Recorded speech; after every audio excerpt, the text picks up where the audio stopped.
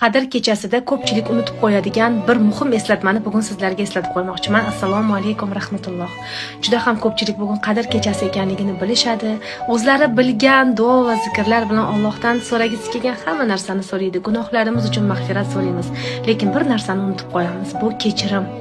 Agarda siz qalbingizdan, ichingizdan kimdandir qattiq ranjigan bo'lsangiz, kimdir sizni dilingizni og'ritgan bo'lsa va mana shu kunga qadar o'sha insonni kechira olmay kelayotgan bo'lsangiz, aynan bugun Alloh uchun shu insonni kechirib qo'ying va men seni kechirdim deb yozib qo'ying.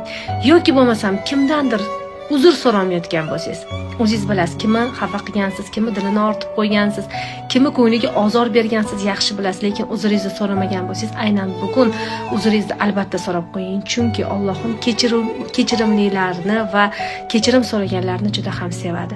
Duo va zikrlaringiz, Allohdan so'raganlaringiz yanada tezroq mustajob bo'lishini xohlasangiz, aynan shu amalni bugun bajarib qo'ying. Qalb tugunlarimizni yechsak, bizning yo'limizdagi tugunlarimiz ham yechilib ketadi. Bu meni gapim emas.